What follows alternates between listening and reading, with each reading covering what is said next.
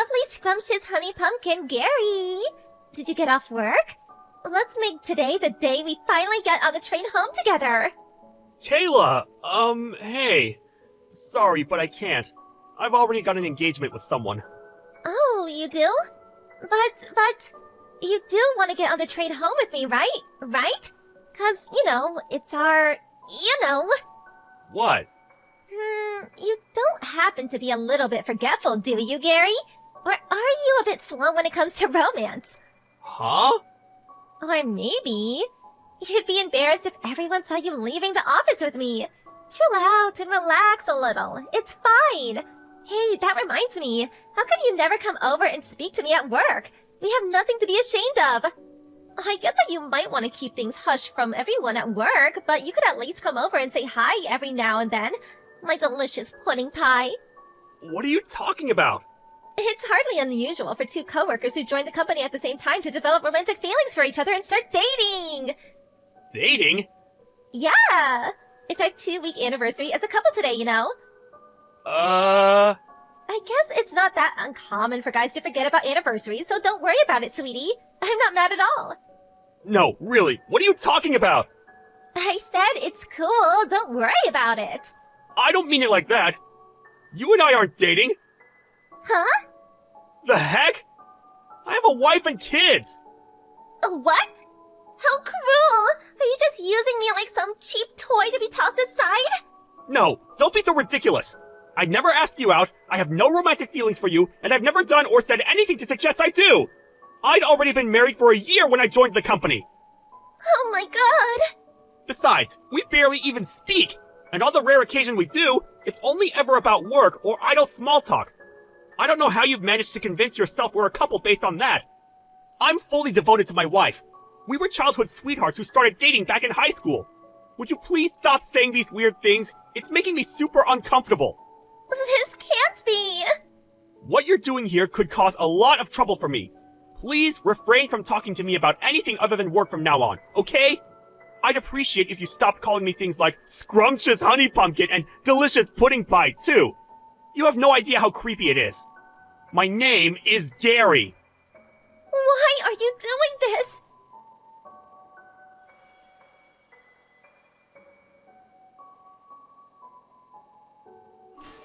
Gary, my old flame, my once favorite dreamy sugar dumpling, I need to talk to you.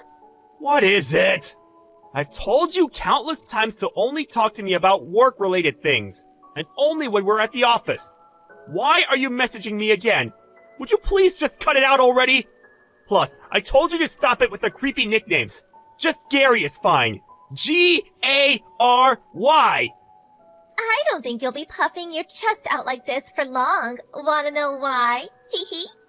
You see, because you're so stubborn and wouldn't be honest about your feelings, I had no choice but to go and find another boyfriend. Cool.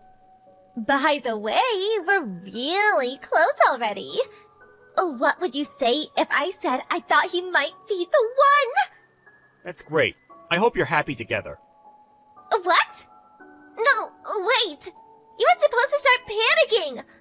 Why? Isn't it normal to be worried when another guy takes the girl you like? Aren't you gonna fight to win me back? Nah. What? Why? I never had any romantic feelings for you in the first place. Are we done? Great. I'm going home. Bye.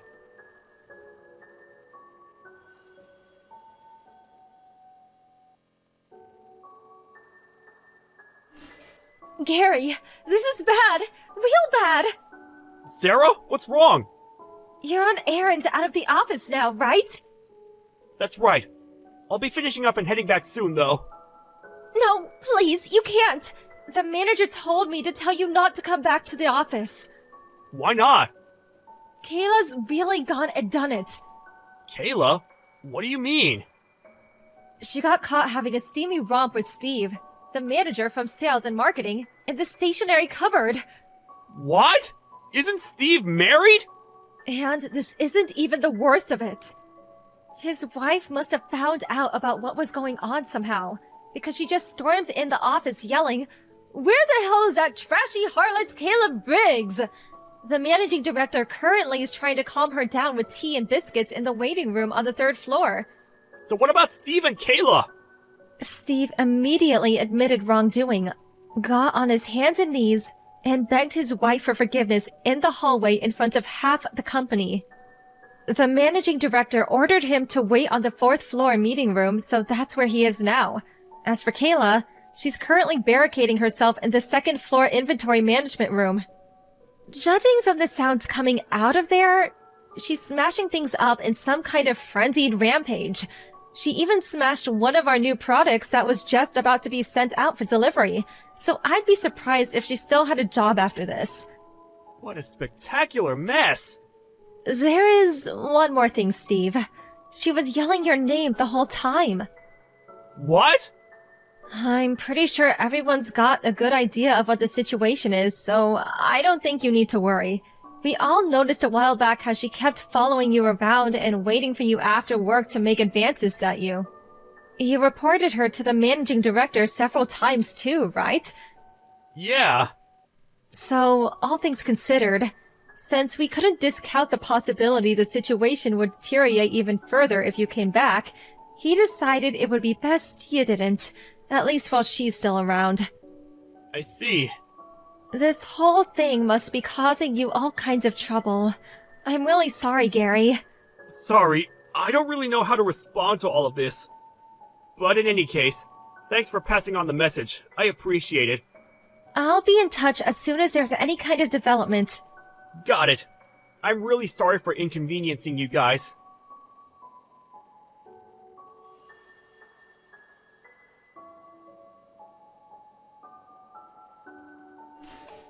Gary, you're horrid! Why didn't you come and save me? Where was my knight in shining armor? Huh? Your girlfriend just got fired! I'm being charged $15,000 because I broke some stuff, and they said if I don't pay, they'll take me to court! And if you think that's bad, the marketing and sales manager's wife's demanding $25,000 in compensation from me! Why the hell didn't you come and help me? I needed you more than ever! Because none of it's got anything to do with me. What? Use your brain, Kayla! None of this would have happened in the first place if not for your sordid tryst with Steve from sales in the stationery cupboard. He's a married man. No matter which way you look at it, treating me like I'm your boyfriend like some kind of stalker, getting yourself into a career-threatening situation, then demanding I come and get you out of it is not acceptable behavior! How could you be so blind, Gary? The only reason I did this was to force you to be honest about your feelings. The reason I made love to a married man in the stationery cupboard is because I love you. That's quite possibly the most ludicrous thing I've ever heard. The fact you have a wife and kids is irrelevant. We don't choose the wanderings of our hearts. The world of love is a world of mystery. But you're so stubborn. I had to resort to extreme measures to force you to admit how you felt. And be honest about the fact that you're head over heels in love with me. That's why I had to find a new boyfriend. What the hell? That's why you had an affair with the married sales manager? That's right. Things might have not worked out exactly as I planned, and maybe I did lose my job over it. But surely at least now you realize how much you love me. Surely now you realize how important I am to you. Tell me you do, my sweet trickle muffin. Hurry up and admit you're crazy about me. Divorce your wife and let's be together forever. I'm unemployed now, so I'm ready to be your stay-at-home housewife. It's actually perfect timing when you think about it. I'll be the wife of your dreams. Let's build a household full of love and warmth together, my chocolate love bunny. More like the wife of my nightmares. I feel like I'm in a horror movie. You're actually insane. Huh? I can't believe things got this out of hand as a result of your misunderstood delusions. Misunderstand delusions? No, you're wrong. It baffles me how you can say that with such confidence. There genuinely isn't a shred of self-doubt in you, is there? How many times have I told you now that I don't have romantic feelings for you? I've literally lost count.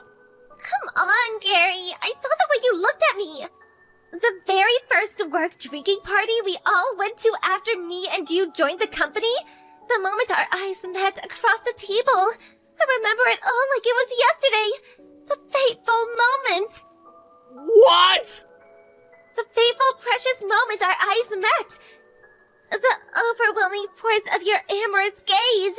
You pierced my heart with your love sphere. I won't let you say you've forgotten.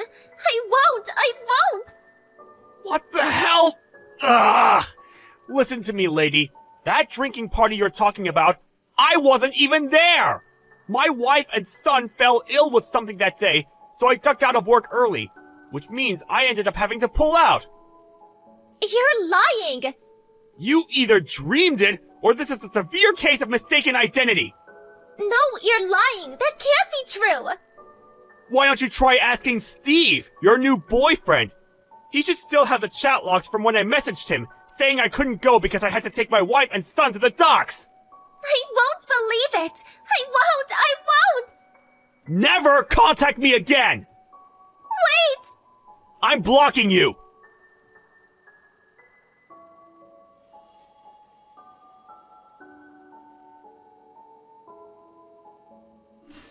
Kayla found her new boyfriend in the form of a married man for the most absurd reason imaginable. Apparently her objective was to make me feel jealous. But given I had no feelings for her in the first place, it was a fruitless endeavor, and she did nothing but cause hurt, upset, and inconvenience to many innocent people.